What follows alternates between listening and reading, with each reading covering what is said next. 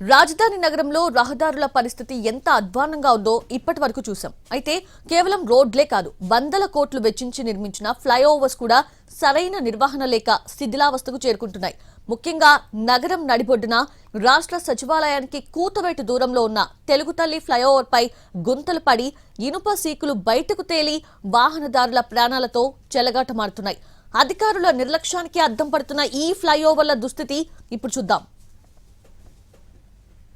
హైదరాబాద్ నగరంలో ప్రధాన రహదారులు మాత్రమే కాదు, ప్రధాన జంక్షన్లో ఉన్నటువంటి ఫ్లైఓవర్ల పరిస్థితి కూడా చాలా దయనీయంగా మారింది. ప్రస్తుతం మనం సెక్రటేరియట్కి అతి సమీపంలో ఉన్నటువంటి తెలుగుతల్లి ఫ్లైఓవర్ నూతనంగా తెలంగాణ తల్లిగా కూడా ఈ యొక్క ఫ్లైఓవర్కి నామకరణం చేశారు.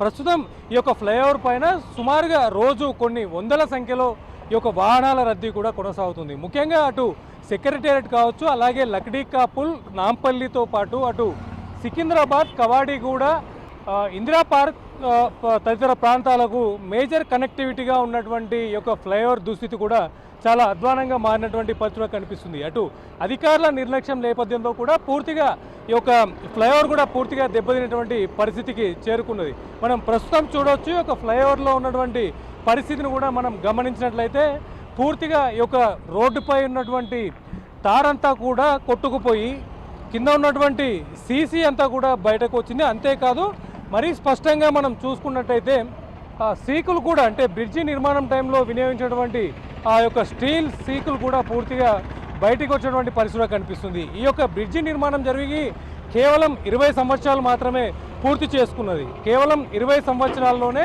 అత్యున్నతమైనటువంటి ఈ యొక్క బ్రిడ్జి పూర్తిగా కూడా డ్యామేజ్, అంటే శిథిలావస్థకు చేరుకున్నటువంటి పరిస్థితిలో కనిపిస్తుంది. అటు కేవలం ఈ యొక్క సీకులు తేలడం మాత్రమే కాదు, అటు ముఖ్యంగా చూసుకున్నట్టయితే బ్రిడ్జి కూడా క్వాలిటీ పూర్తిగా తగ్గిపోయినటువంటి పరిస్థితిలో కనిపిస్తుంది. అంటే నిత్యం అధికారులు యొక్క రోడ్డుపై తేలినటువంటి యొక్క గుంటలు కావచ్చు, అలాగే రోడ్డుపై వర్షానికి కావచ్చు, లేదంటే భారీ వాహనాల రద్దీ నేపథ్యంలో రోడ్డుపై పోయేటటువంటి ఒక తారును కూడా ఎప్పటికప్పుడు ఫిల్ చేస్తూ ఈ యొక్క తాత్కాలిక రిపేర్లను కూడా చేయాల్సినటువంటి అవకాశం ఉన్నప్పటికీ కూడా కనీసం అధికారులు తాత్కాలిక నిర్మాణాలను కూడా పట్టించుకున్నటువంటి పరిస్థితి లేదు. చూస్తున్నాం మనం, ఎంతో రద్దీగా కనిపిస్తున్నటువంటి ఈ ప్రాంతం అంతా కూడా నిత్యం వేలాది వాహనాలు ఈ యొక్క ఫ్లైఓవర్ మీదుగా కూడా ప్రయాణం జరుగుతూ ఉంటుంది. చూడొచ్చు, భారీ వాహనాలు వెళ్ళేటటువంటి క్రమంలో ఈ యొక్క బ్రిడ్జి పూర్తిగా కూడా షేక్ అవుతున్నటువంటి పరిస్థితి కూడా నెలకొంటుంది. అంతేకాదు పూర్తిగా ఈ యొక్క శిథిలావస్థకు చేరేటటువంటి పరిస్థితి కూడా మనం గమనించుకున్నట్టయితే ఇప్పటికే ఈ యొక్క రేలింగ్ కూడా పూర్తిగా డ్యామేజ్ అయ్యేటువంటి పరిస్థితి కూడా కనిపిస్తుంది. ముఖ్యంగా సిటీ నడిబొడ్డులో ఉన్నటువంటి ఈ యొక్క తెలుగుతల్లి ఫ్లైఓవర్ కావచ్చు, అలాగే మాస్టర్ ట్యాంక్లో ఉన్నటువంటి మరొక ఫ్లైఓవర్ కావచ్చు, అలాగే ఖైరతాబాద్లో ఉన్నటువంటి ఫ్లైఓవర్ కూడా, ఈ మూడు కూడా సిటీలో అత్యంత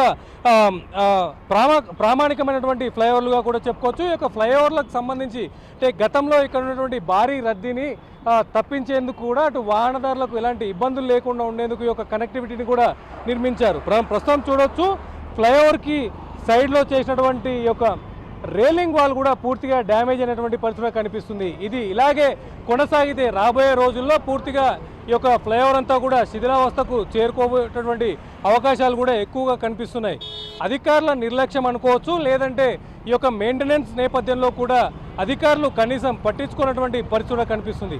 వాహనదారులు కూడా ఈ యొక్క ఫోటోలను అప్లోడ్ చేసి వీటిని రెక్టిఫై చేయాలని చెప్పినప్పటికీ కూడా వాటిని పట్టించుకున్నటువంటి పరిస్థితి లేదు. బడ్జెట్ నుంచి కూడా ఖచ్చితంగా ఈ యొక్క మెయింటెనెన్స్ సంబంధించి కోట్ల రూపాయల సొమ్మును కూడా అధికారులు ఖర్చు పెడుతున్నారు. అయినప్పటికీ కూడా అధికారుల నిర్లక్ష్యంతో ఈ యొక్క క్వాలిటీ లేని వర్కులు చేపించడం, అటు కాంట్రాక్టర్లు మాత్రమే లాభపడుతున్నారు తప్ప వాహనదారులకు ఎలాంటి ఉపయోగం లేకుండా పోతున్నది. మనం ఎంతో గొప్పగా చెప్పుకునేటువంటి ఈ యొక్క తెలుగుతల్లి ఫ్లైఓవర్ కూడా మరికొద్ది రోజుల్లో ఇలాగే వదిలేస్తే పూర్తిగా శిథిలావస్థకు చేరుకునేటువంటి అవకాశం కూడా ఉంటుంది.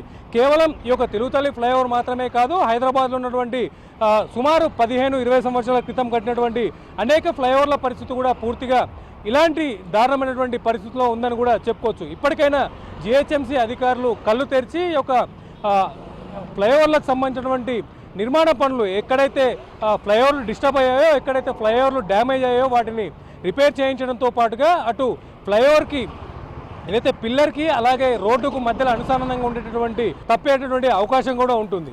కెమెరా పర్సన్ నాగరాజ్తో ప్రేమ్ కుమార్, ఎన్టీవీ, హైదరాబాద్. తెలుగు రాష్ట్రాల నీట్ చరిత్రలో కొత్త అధ్యాయానికి నాంది ఎస్ఆర్. ఇది ప్రతి తెలుగు విద్యార్థి విజయం. మన తెలుగు విద్యార్థి తెలుగు గడ్డపై నుంచి ఎగురవేసిన విజయకేతనం. ఆల్ ఇండియా జనరల్ కేటగిరీలో 9వ ర్యాంక్, 720కి 705 మార్కులు. తెలుగు రాష్ట్రాల్లో ఏ ఒక్క విద్యా సంస్థకి 720కి 705 మార్కులు రాలేదు, ఒక్క ఎస్ఆర్ కి తప్ప. It's an open challenge. Telangana రాష్ట్రంలో నంబర్ 1, ఏపీలో నంబర్ 1, కర్ణాటకలో నంబర్ 1, మొత్తం సౌత్ ఇండియాలో ఎస్ఆర్ ఆధిపత్యం.